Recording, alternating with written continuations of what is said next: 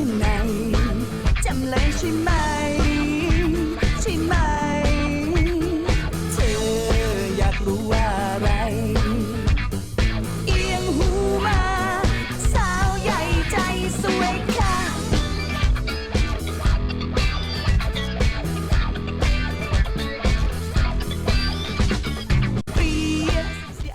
โอเคตอนนี้เราก็มาดูน้ำแข็งที่เป็นก้อนใหญ่ๆมันก็เริ่มละลายแล้วเนื้อก็เริ่มนิ่มแล้วเห็นไหมเนี่ยเนื้อเริ่มนิ่มแล้วแต่ว่ายังมีน้ำแข็งอยู่เพราะว่าการแช่ด้วยออกแล้วนิดหน่อยโดยไม่ต้องแช่น้ำหลุดล้นมา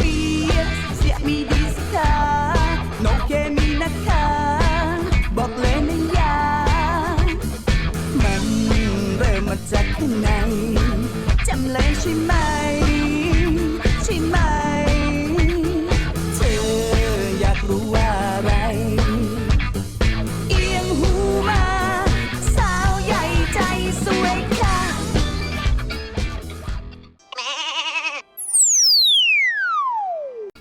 เย่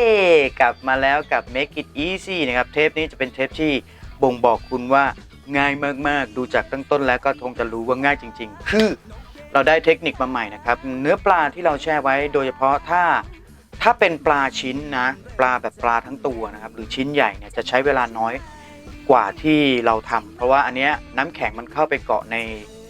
ซอกของปลาที่เป็นชิ้นๆค่อนข้างเยอะดังนั้นจึงจะใช้เวลานานเกินกว่าประมาณครึ่งชั่วโมงนะครับก็ประมาณ45 นาทีหรือเกือบชั่วโมงได้เพราะว่ามันมีในซอกปลามันจะมีน้ำแข็งเกาะแล้วเป็นน้ำแข็งก้อนๆด้วยนะครับแต่ว่าก็ย่นเวลาได้เยอะมากจริงๆเมื่อก่อนนี้จะใช้วิธีแช่น้ำแล้วรสชาติของปลาเปลี่ยนไปครับคราวนี้จะลองดูแต่เมื่อกี้ดูจากสีแล้วก็คงจะเห็นว่ามันค่อนข้างเหมือนวันแรกที่ซื้อมานะทั้งที่ซื้อเป็นแพ็คเก็บไว้เป็นเดือนแล้วนะครับวันนี้ก็จะเป็นเมนูปลาซึ่งจะใช้ซอสน้ำจิ้มแจ่วนะซึ่งปกติก็เอาไว้จิ้มทานนะฮะแต่ว่าเรามารังสรรค์ปรับรสชาติของอาหารที่เราจะทำนะครับก็ทานกับข้าวเหนียวครับมันก็ต้องสูตรนี้แหละครับเอาละไปลุยกันเลยดีกว่า Make it easy จำเลยใช่ไหมใช่ไหม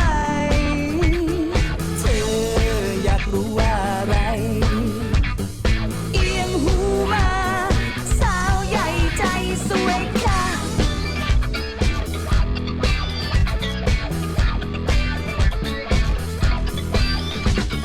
เปรียบเสียมีดีสกาโนเกมีนะคะบอกเลยนะยามันเริ่มมาจากข้างในจำเลยใช่ไหมใช่ไหมเธออยากรู้ว่าอะไรเอียงหูมาสาวใหญ่ใจสวยค่ะ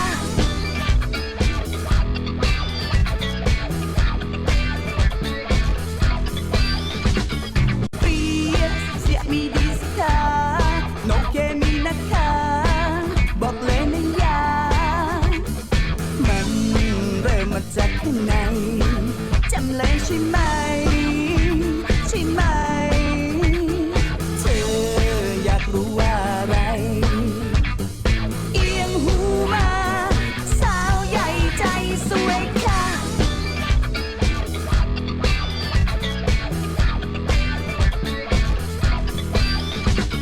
เปรียบเสียมีดีสกาโนเกมีนะคะ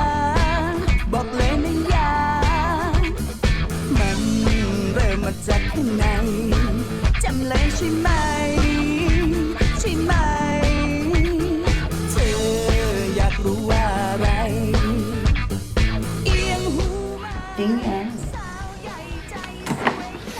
ยเราต้องกลับด้านนะครับสีสวยงามเนาะ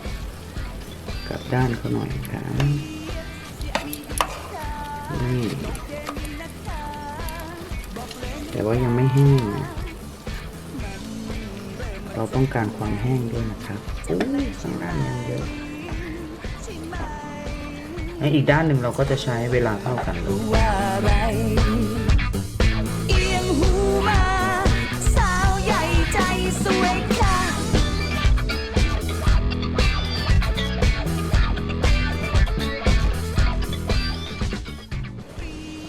มาติ้งแล้วเราก็มาดูกันนะแล้วเราก็จะตากมันไว้ก่อนอย่างนี้นะให้มันแห้งนี่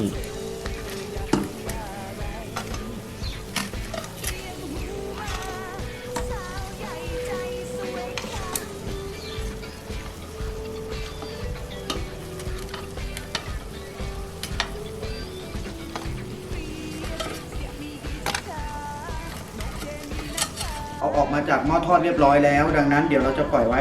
ให้เย็นเย็นตัวนิดหนึ่งนะครับ แล้วก็ข้าวเหนียวจังน้ำจิ้มยาวโอเค เธออยากรู้ว่าอะไรเอียงหูมาสาวใหญ่ใจสวยค่ะ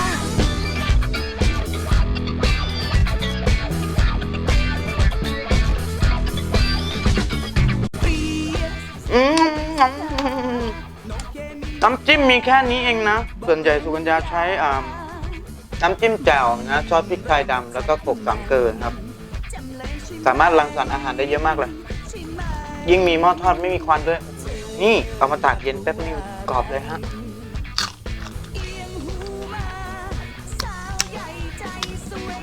รายการพยายามจะบอกว่าซอสที่เรามีเป็นเบสอยู่ในบ้านเนี่ยนะครับ สามารถที่จะทำอาหารทานได้แบบง่ายๆเวลาที่เราท้องหิวแล้วก็ค่อนข้างประหยัดมากเลย อันนี้ทานได้ประมาณ2 มื้อเลยครับ ยุคสมัยใหม่นี้เราก็คงไม่ต้องพยายามที่จะคงสภาพตัวเองไว้ให้เป็นแบบอย่างอนุรักษ์นิยมเลยทีเดียวไม่จำเป็นครับ อะไรที่สามารถอัดแอปใช้เพื่อความทันสมัยหรือว่าความรวดเร็วในขณะที่เรา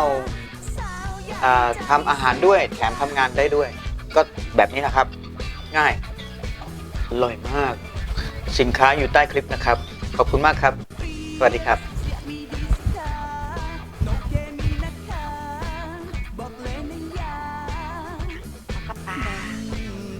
จากข้างในจำเลยใช่ไหมใช่ไหมเธออยากรู้ว่า